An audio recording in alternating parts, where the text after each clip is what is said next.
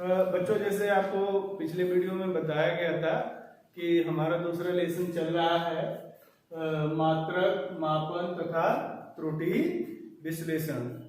तो इसमें हम आगे बढ़ते हुए आपको लेके चलते हैं। कल का आपको जो पिछले वीडियो में जो बताया गया होगा उसके आधार पे आगे समझने वाली बात है कि मात्रक और क्या है, मापन, और इन्हीं सब के बारे में चर्चा चल रही है। मैं आपको बताना चाहता हूँ कि भौतिक विज्ञान में जो है राशियों के बारे में कहा जाए तो यहाँ पे जो है दो प्रकार की राशियां हैं।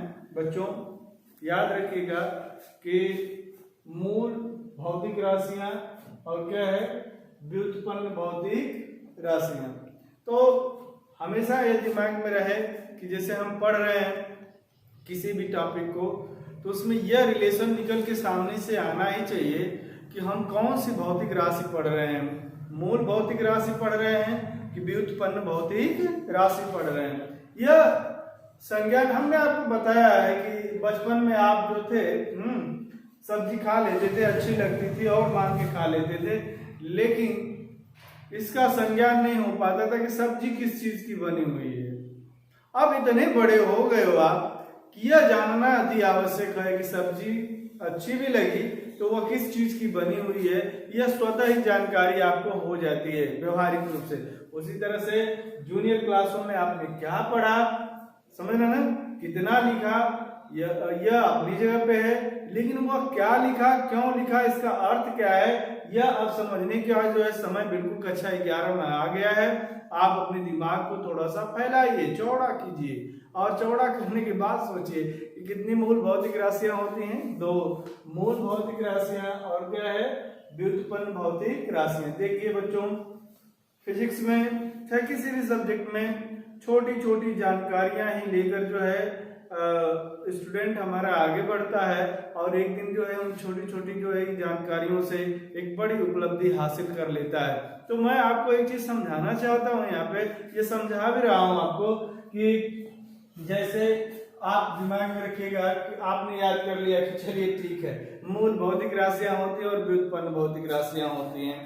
तो यह जानना भी जरूरी है कि मूल भौतिक राशि किसे कहते हैं और व्युत्पन्न भौतिक राशि किसे कहा जाता है। तो पिछले पहले वीडियो में भी आपको बताया गया था। अब तो चैप्टर वाइज चल रहा है ढंग से, तो आपको जो है समझना जो है कि जरूरी हो गया है। आप लिख सकते हैं, बता सकते हैं, आसान सी परिभाषा है कि वे भौतिक राशियां जो एक दूसरे पर निर्भर नहीं करती हैं, अर्थात एक दूसरे से स्वतंत्र होती हैं, उन्हें हम मूल भौतिक राशियां कहते हैं। अब देखिए, मूल भौतिक राशियों के प्रकार कई बार आपको बताया जा चुका है कि मूल भौतिक राशियां 7 प्रकार की होती हैं, है ना। और 7 प्रकार की कौन कौन सी है, बहुत सारी चीजें आपने सुना भी है पहले से।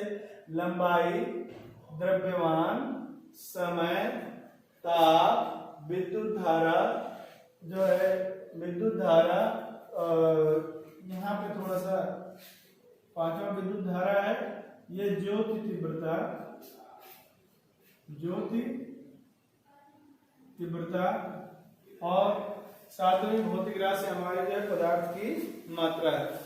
तो ये सब बातें हल्के में मत लें। जैसे आपने कह दिया अचानक इत्तेफाक से बोल दिया कि हाँ सर 7 मूल भौतिक राशियां होती हैं, लेकिन उसको गिनने में आपका क्रम जो है इधर उधर हो जाता है। आप 2-3 तो बताते हैं लेकिन 7 नहीं बता पाते हैं, या उसमें जो है आप अचकचाते हैं या ज्यादा सोचना पड़ता है। अब आपको फर्राटादार हो जाना चाहिए। तो फर्राटेदार कैसे होंगे आप याद रखिए। 7 मूल भौतिक राशियां हैं, कौन कौन सी? लंबाई, द्रव्यमान, समय, ताप, विद्युत धारा, ज्योति तीव्रता, पदार्थ की मात्रा। अब मैं आपको बताना चाहता हूँ कि जहाँ मूल राशियां हैं वहीं पे मैं आपको मूल मात्रक बताते हैं।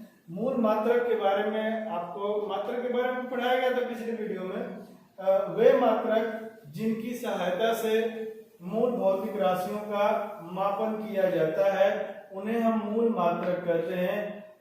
जब 7 मूल भौतिक राशियां हैं तो 7 ही क्या होंगे? मूल मात्रक होंगे, क्योंकि सभी अलग अलग भौतिक राशियों को मापने के लिए अलग अलग मात्रकों की क्या होती है, आवश्यकता होती है। जैसे यहाँ हम आपके सामने दिख रहे हैं कि मूल भौतिक राशियां और यहाँ मूल मात्रक। लंबाई एक भौतिक राशि है, मूल भौतिक राशि है, इसका मात्रक क्या होता है बच्चों, मीटर। तो अब जैसे बच्चे बताते हैं कि कोई पूछ दे कि मूल भौतिक राशियां कौन सी हैं, कहते हैं कि लंबाई मीटर। तो लंबाई मीटर, अरे भाई आपको जो चीज पूछी जा रही है वही बताइए। लंबाई मीटर नहीं बोलना है, द्रव्यमान किलोग्राम नहीं बोलना है। जो अगर मूल भौतिक राशि पूछ रहा है तो आप लंबाई कह रहे हैं, अगर मूल मात्रक पूछे तो कहेंगे मूल राशि। लंबाई का मूल मात्रक क्या है, मीटर। मीन्स हमारे कहने का मतलब यह है कि आपको अंडरस्टैंडिंग होनी चाहिए। सभी चीजें कह भी दे रहे हैं लेकिन यह अंतर नहीं आपको मालूम पड़ रहा है कि हम क्या बता रहे हैं, राशि बता रहे हैं कि मात्रक बता रहे हैं। देखिए हर एक विषय बहुत आसान होता है लेकिन उसकी समझ जब हमारा स्टूडेंट दिमाग में बना ले कि हाँ हम कर क्या रहे हैं, हम क्या बता रहे हैं, तो ये हमेशा दिमाग में रखिएगा कि लंबाई बोल रहे हैं तो वो मूल भौतिक राशि है और मीटर बोल रहे हैं तो वह लंबाई का क्या है, मूल मात्रक है, मूल मात्रक। तो लंबाई का मूल मात्रक क्या होता है बच्चों, मीटर होता है। द्रव्यमान का मूल मात्रक क्या होता है, किलोग्राम होता है। समय का मूल मात्रक क्या होता है, सेकेंड होता है। ताप भौतिक राशि है, इसका मूल मात्रक क्या है, केल्विन है। विद्युत धारा का जो है मूल मात्रक क्या है, एम्पियर है। ज्योति तीव्रता का मूल मात्रक क्या है, कैंडिला है। और पदार्थ की मात्रा का मूल मात्रक क्या है, मोल है। अब मूल भौतिक राशि और मूल मात्रक आपको तुरंत यहाँ बताया गया। अब मैं आता हूँ व्युत्पन्न भौतिक राशियां। वे भौतिक राशियां जो मूल भौतिक राशियों पर क्या करती हैं, निर्भर करती हैं। वे भौतिक राशियां जो मूल भौतिक राशियों पर निर्भर करती हैं उन्हें हम व्युत्पन्न भौतिक राशियां कहते हैं। हमने पहले वीडियो में भी आपको बताया था कि इन 7 मूल भौतिक राशियों के अलावा कोई भी भौतिक राशि अगर फिजिक्स में आपको दिखाई देती है तो ये पक्का समझ लीजिएगा कि वो कैसी है, व्युत्पन्न भौतिक राशि है। तो यहाँ व्युत्पन्न भौतिक राशि के बारे में आपको बताया जैसे वेग, चाल, त्वरण, बल, कार्य, ऊर्जा, संवेग, ये सब कैसी भौतिक राशि और बहुत सारी, ये मत दिमाग में रखिएगा कि सर ने लिख दिया 4-5, तो यही जो है कि व्युत्पन्न भौतिक राशि है। बहुत सारी जो है भौतिक राशियां हैं जो व्युत्पन्न है। तो इन 7 के अलावा अगर दिख जाए तो ये समझिएगा कि ये सब जो है कैसी राशियां हैं, व्युत्पन्न भौतिक राशियां। व्युत्पन्न भौतिक मात्रक या व्युत्पन्न मात्रक वे मात्रक जो मूल मात्रकों की सहायता से प्राप्त किए जाते हैं उन्हें हम व्युत्पन्न मात्रक कहते हैं। जैसे देखिए वेग का मात्रक मीटर प्रति सेकंड होता है, तो मीटर क्या है, मूल मात्रक है। सेकंड क्या है, मूल मात्रक है। यह मीटर प्रति सेकंड जो है वो किससे प्राप्त किया गया, मूल भौतिक राशियों से, मूल भौतिक मात्रकों से। तो मूल मात्रकों की सहायता से जो मात्रक प्राप्त किए जाते हैं उन्हें हम व्युत्पन्न मात्रक कहते हैं। जैसे हमने घनत्व का मात्रक लिखा है किलोग्राम प्रति मीटर क्यूब, तो किलोग्राम हमारा मूल मात्रक है, मीटर क्या है, मूल मात्रक है। तो बच्चों इतनी अंडरस्टैंडिंग आपके अंदर हो गई होगी। मात्रकों की हम पद्धतियां बताते हैं।